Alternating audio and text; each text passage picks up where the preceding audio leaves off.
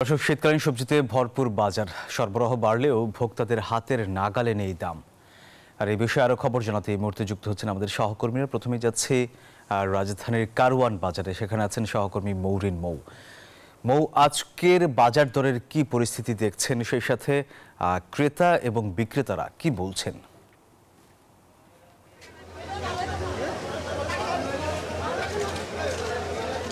সোহাগ, আপনি জানেন যে সাপ্তাহিক ছুটির দিনটাকেই আসলে ক্রেতারা বেছে নেন সাপ্তাহিক বাজার দর করবার জন্য। তো আমরা সকাল থেকেই কারওয়ান বাজারে রয়েছি এবং আমরা দেখতে পাচ্ছি যে ক্রেতার সমাগম তো রয়েছে, কিন্তু আসলে বাজারের দাম দর ওঠানামার মধ্যে রয়েছে। আসলে খাদ্য মূল্যস্ফীতি দাঁড়িয়েছে 12.66%। কিছু পণ্য আমদানি বাড়ানোর উদ্যোগ নেওয়া হলেও আমদানি কিন্তু ততটা বাড়েনি, আর দামও তেমন একটা কমেনি। তবে স্বস্তি আছে কিছুটা শীতকালীন সবজিতে। তারপরও ব্যবসায়ীরা বলছেন যে শীতকালীন সবজি এখনো পুরোপুরিভাবে সরবরাহ কিন্তু শুরু হয়নি। এখানে শিম বিক্রি হচ্ছে কিন্তু 100 টাকা কেজিতে, এবং নতুন যে শিমটা বাজারে উঠেছে সেই শিমটা বিক্রি হচ্ছে 120 টাকা কেজিতে। শসা বিক্রি হচ্ছে 100 টাকা কেজিতে। টমেটো কেজিতে বিক্রি হচ্ছে 150 থেকে 60 টাকা, যেটি আগের সপ্তাহে কিন্তু ছিল 180 টাকা।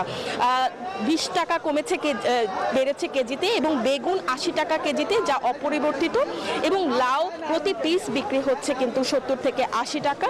মূলা 40 টাকা কেজিতে বিক্রি হচ্ছে, যেটি গত সপ্তাহে ছিল 50 টাকা, যেখানে 10 টাকা কমেছে। এবং উত্তাপ রয়েছে আলুর দামে। আলুর দাম কিন্তু এখনো কমেনি, উল্টো বেড়েছে। আলু প্রতি কেজি বিক্রি হচ্ছে 100 টাকা কেজিতে। এক সপ্তাহের ব্যবধানে কিন্তু আলুর দাম বেড়েছে প্রায় 25 টাকা। বাঁধাকপি, ফুলকপি 40 টাকা প্রতি পিস বিক্রি হচ্ছে। আসলে সরকার অনেক উদ্যোগ নিয়েছে দাম কমানোর, কিন্তু সেই সুফল কিন্তু বাজারে মিলছে না। সোহাগ, আপনাকে আরেকটু জানাতে চাই, সেটা হচ্ছে বেড়েছে কিন্তু বোতলজাত সয়াবিন তেলের দাম, যেটির সংকট কিন্তু বাজারে দেখা গিয়েছে। এবং আপনাকে যদি শীতকালীন সবজি আরও যদি বলতে চাই, সেটা হচ্ছে লাউ, টমেটো, বেগুনের পাশাপাশি অনেক সবজির দামে কিন্তু অপরিবর্তিত রয়েছে। এই ছিল আমার কাছে বাজার পরিস্থিতি। আমাদের আরেক সহকর্মী রয়েছে সাভারে, নাজমুলের কাছে চলে যাচ্ছি বাজার পরিস্থিতি জানার জন্য।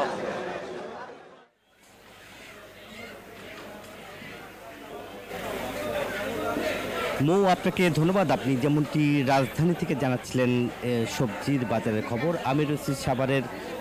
এখানে যে আমি যে খুচরা বাজারে রয়েছি, আমরা খুচরা বাজারে যদি আপনাদের একটু দেখাই, যে খুচরা বাজারে আমরা এই মুহূর্তে প্রত্যেকটা সবজির দাম 60 থেকে 70 টাকার মধ্যে রয়েছে। অনেক সবজি কিন্তু 50 টাকা রয়েছে।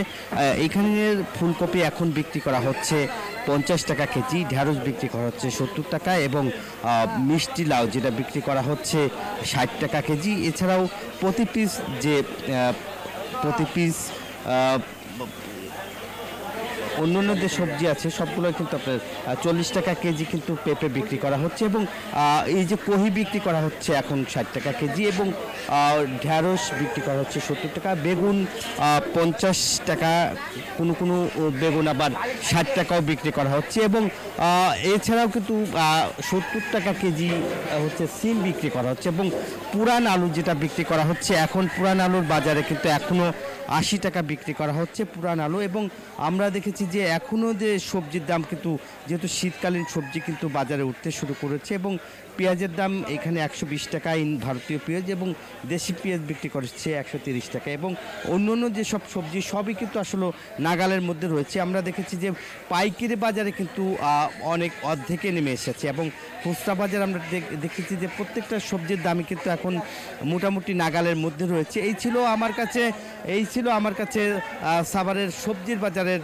সর্বশেষ খবর। একই খবর জানতে আমার আর এক সহকর্মী রয়েছে ফরিদপুরে, যাচ্ছি সোহাগের কাছে। সোহাগ। ধন্যবাদ নাজমুল। আপনি যেমনটি বলছিলেন সাভারের খবর, আমি একই খবর জানাতে দাঁড়িয়ে আছি ফরিদপুরের হাজী শরীয়তুল্লাহ বাজারে, যেখানটায় সবজির বাজারের সরবরাহ বেশি থাকলেও এখনো কিন্তু ক্রেতাদের হাতের নাগালের বাইরেও কিন্তু অধিকাংশ সবজি রয়েছে। আজকের এই শুক্রবার বাজারে আমরা ঘুরে দেখেছি যে সবচেয়ে বেশি কিন্তু ঊর্ধ্বমুখী রয়েছে নতুন আলু। এই আলুর বাজার দিন দিন বাড়ছে। নতুন আলু 120 টাকা কেজি দরে বিক্রি হচ্ছে এবং পুরাতন আলু বিক্রি হচ্ছে 85 টাকা করে। এছাড়াও যে শসা বিক্রি হচ্ছে 70 টাকা করে, লাউ প্রতি পিস 70 থেকে 100 টাকা করে বিক্রি হচ্ছে। তাছাড়া আমরা দেখেছি যে টমেটো 150 টাকা, গাজর 160 টাকা সহ নিত্যপণ্য যে সবজিগুলো রয়েছে সবগুলোর দাম কিন্তু দাম বেড়ে গিয়েছে। আমরা দেখতে পাচ্ছি যে এগুলো নিয়ে কিন্তু ক্রেতাদের মাঝে মিশ্র একটি প্রতিক্রিয়া দেখা দিয়েছে। তারা বলছেন যে অতি দ্রুত বাজার মনিটরিং এর যদি কোনো ব্যবস্থা করা হয় সেই ক্ষেত্রে কিন্তু বাজার কিন্তু অনেকটা স্থিতিশীল অবস্থায় ফেরত আসবে, এমনটা কিন্তু বলছিলেন। তো এই ছিল আমার কাছে বাজারের সর্বশেষ সংবাদ। আমি একই খবর জানতে আমাদের আরেক সহকর্মী অপেক্ষা করছে দিনাজপুরে, যাব সেখানকার খবর জানতে পলাশের কাছে। পলাশ।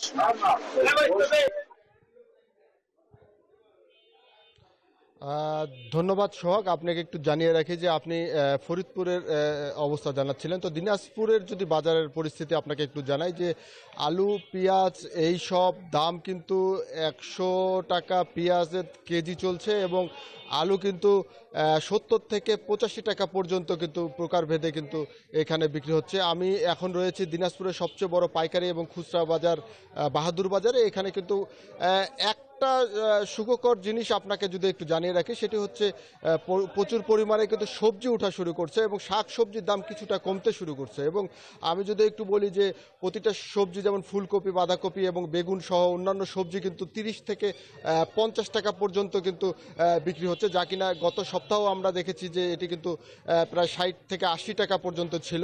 এই সপ্তাহে দেখলাম যে কিছুটা সবজির দাম কিন্তু অনেকটা কমে এসেছে এবং ব্যবসায়ীরা বলছে যে আস্তে আস্তে কিন্তু এই সবজি ব্যাপক পরিমাণে উঠতে শুরু করেছে। এই সবজি যদি পর্যাপ্ত ওঠা শুরু করে তাহলে সবজির দামটা আরও কিছুটা কমে আসবে বলে কিন্তু জানাচ্ছে এই ব্যবসায়ীরা কিন্তু আমাকে জানিয়েছে। তবে পেঁয়াজ এবং আলুর দাম কিন্তু অপরিবর্তিত রয়েছে, সেটি কিন্তু একেবারে ঊর্ধ্বমুখী বলেই কিন্তু ব্যবসায়ীরা আমাকে জানিয়েছে। তো দিনাজপুর থেকে এই ছিল আমার কাছে বাজার পরিস্থিতি। এখন চলে যাব স্টুডিওতে। সোহাগ।